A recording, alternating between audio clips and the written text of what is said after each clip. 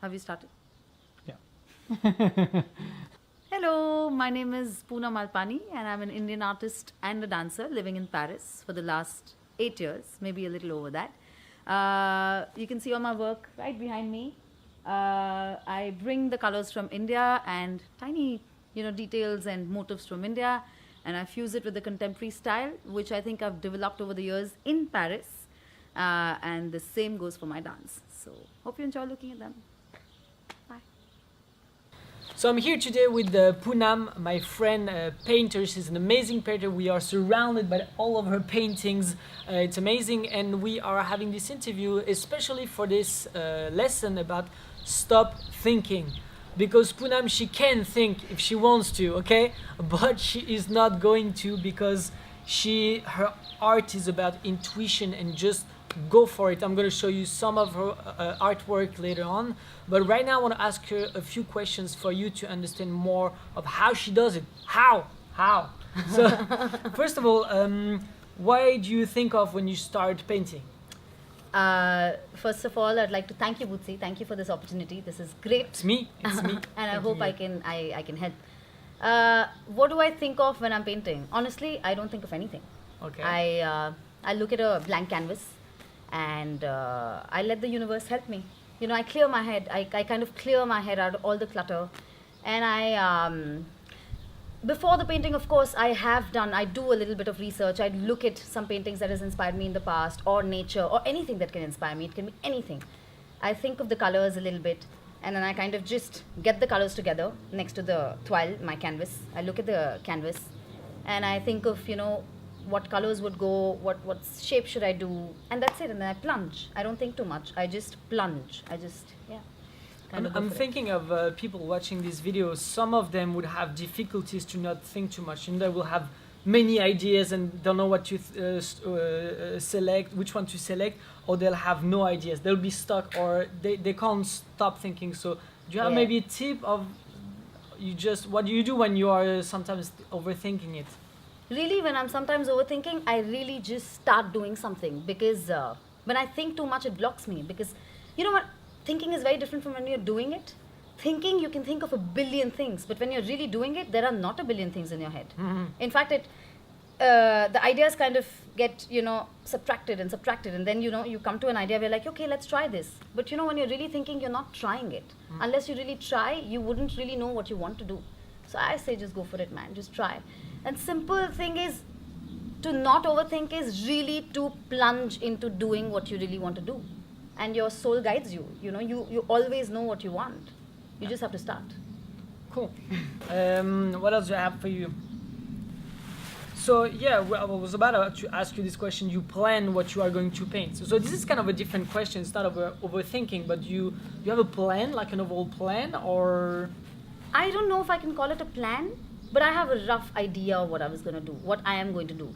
So I do, the colors, like you can see, are the most important thing. So I do think about the colors a lot. When I'm sleeping sometimes, when I'm calm, I'm relaxing, say in a place like this, when I'm just like looking at the sky, blank in the sky, I do think of the colors. But honestly, I don't really plan. I plan just maybe the size, the shape of the canvas, maybe the shapes that I'm going to use. And, something that has inspired me in the past, and, I've looked at some pictures and I kind of keep that in my head. I keep a note of it. So I kind of just go through the notes and I'm like, okay, maybe I can do black and white today. Maybe I can do this red and black combination that I'd like sometime. So I don't really plan, but I do have a rough idea of what I'm going to do. I mean, that is important. This is great, because we in the course we are talking about getting the basics, getting some starting point. And it doesn't really matter, right? The starting point. You can start anywhere. You're going to explore. What do you think about this thought? Man, when you start, that's where it, so many doors open. When you start, in my head, if I've thought maybe I'm going to use red and black, and I use red and black, and suddenly I see a golden color, I'm like, man, let's try that golden color. And then it opens so many doors, because I am not in the, accidents happen, beautiful accidents happen. You can never think of these things. You have to do, and only then you can, kind of follow. Yeah. So yeah, I mean, I keep, it's like from one step to the other step to the third step to the fourth step, and then something beautiful comes out of it. Yeah. Great. Yeah. And so yeah, basically you're answering all the questions I was about to ask you. So it's great. Yeah, that's a question I had. How do you choose your moments to paint? Is there because I know some people out there wait for the perfect moment, which doesn't There exist. is. But still, how do you? Is there some moments that are better for you to go, or you just I don't know. You know, there's a saying that says just whatever happens, you just have to show up and you have to do it. There is no perfect moment. You know, there are times where I'm feeling blah, and in my head I'm thinking, no, I'm not inspired enough.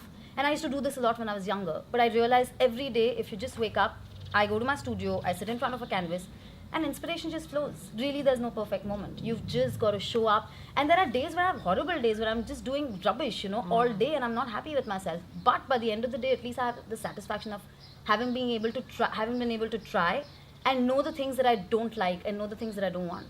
So yeah, I think the whole thing is to show up and work every damn day. Great, that's cool. That's great. And so we talked about it already. I had so many questions for her, but we kicked it. No, because I was about to ask you this. For example, do you feel like it's an exploration process? But you've said that already because you are going from an idea to another. Totally, I have beautiful accidents, and you know, suddenly I pick up a canvas and I don't like something and I wash it off. And when I wash it off, there's a little bit of the remnants of the paint is still there on the canvas, and I love that. You know, it gives a grungy look. And then I'm like, you know, then when I look at that, I'm like, maybe in this portion I can put something that I'd seen earlier. It's obviously an exploration. It's until I finish the painting, I'm just exploring. I'm just exploring the process. Oh yeah, in and out, absolutely. And you feel that sometimes you should do something and you don't go for it, or how do you? Because I know some people out there, they'll be like, I knew I should have done that, or I should do that, and I don't. How do you go for it? You know? Very interesting question. And you know, since I was a child, there was something here that would tell me you've got to do this. You know, and I'm sure we've all been through it. We've all had those moments where we just know that we should do it. And because of course, you know, what people would think, or peer pressure, or society, and the layers that we have on ourselves, the whole point is to become unbecome, right?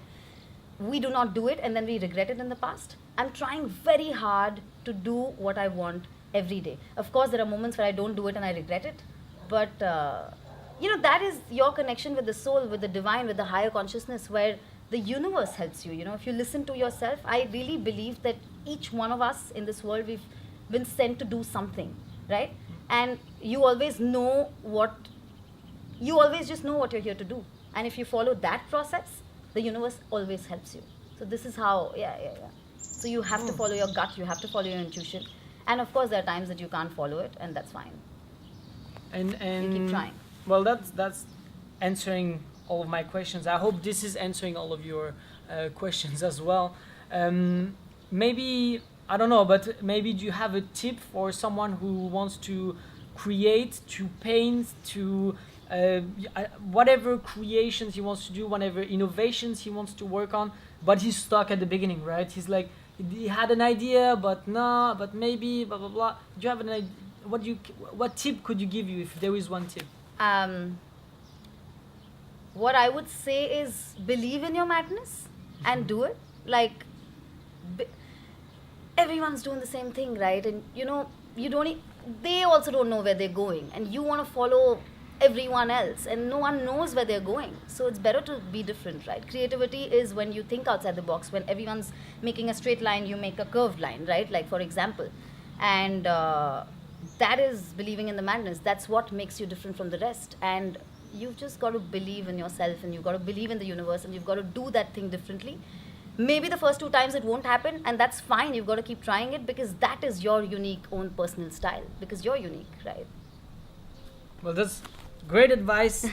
Well, thank you so much for your time. Much. And now we are going to see you, how you paint and stuff, spy you, so maybe we can copy you. And I think it's going to be hard, but now we're going to look into that. So thank you so much for your Butzi. thoughts and answers. I hope you guys enjoyed that, and I see you in the next video. Bye.